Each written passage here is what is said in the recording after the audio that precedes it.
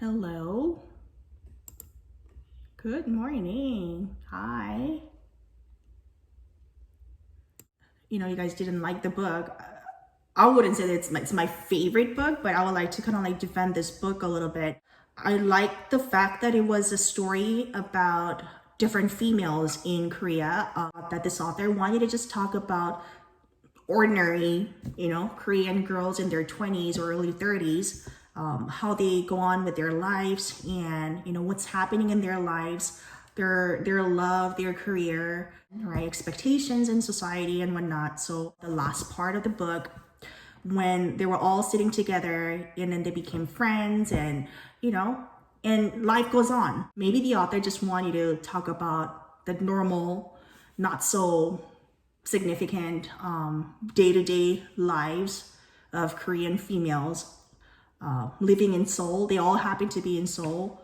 And what I learned about this author is she is actually a CNN reporter stationed in Seoul for many, many years. So I think she covered a lot of news and, like different topics over the course of time. And it doesn't feel unnatural to me when she talks about very Korean stuff. Like everybody agreed when she was talking about gochujang, she didn't go on and define what gochujang really is. That was amazing. And I think she was able to portray that very Korean references in such an effortless way, assuming that her readers would understand in the context. It doesn't surprise me that this book did well here in the States, and I want this book to continue to do well so that it encourages other Korean American or Korean whatever authors to continue to talk about stories in Korea.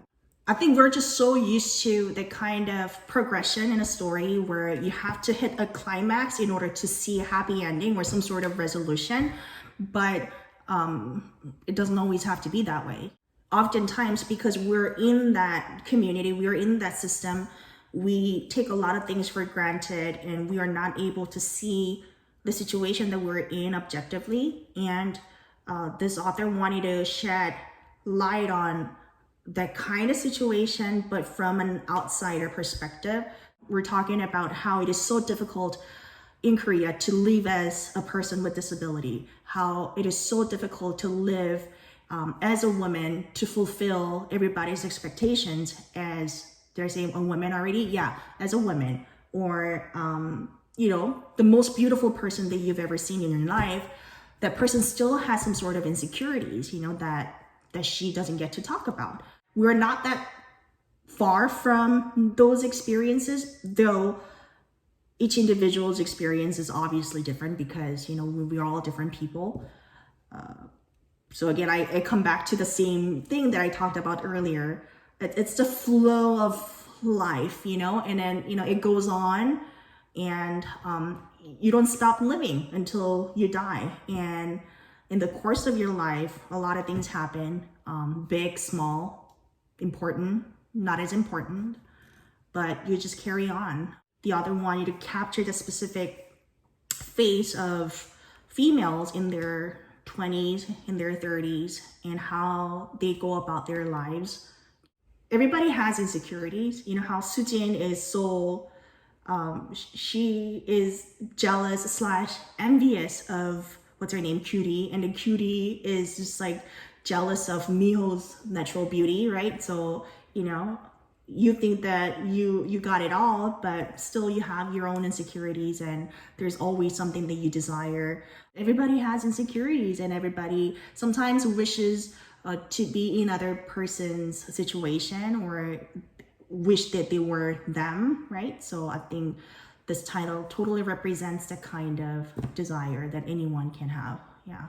Oh my God, you have no idea how much they actually invest in their skincare. How the system works out there is that you sign up and you pay $2,000 in advance, and then you redeem whatever the money that you have in your account as you continue with the service. And I'm like, wow, $2,000 in advance. That's such a commitment. You commit to the service that is worth $2,000. And it is not uncommon. And that's another thing that surprises me. Yeah.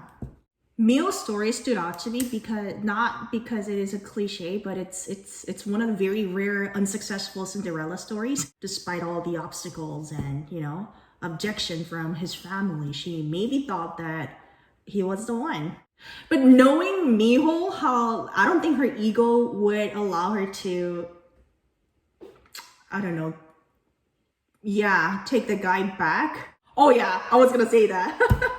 Because I love pop culture so much, I can totally understand the phase of, standing this, celebrity, and then you get to unstan, at one point. Let me think.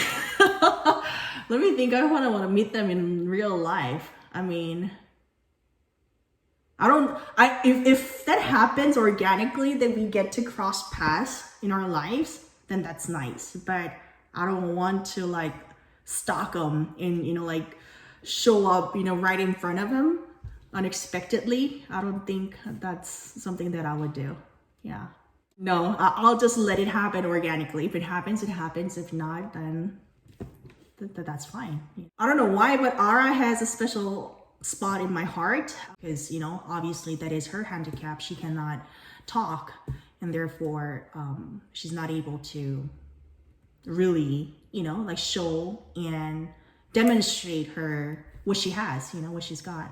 How we're talking that in our early 20s we had our insecurities. We want to do a lot of things on our face, but what about our parents' generation? Because I see my mom wanting to do some things on her face, like now that she's at this age, and then she gets more wrinkles, and it's not plump enough, or like she's talking about different procedures done on her face.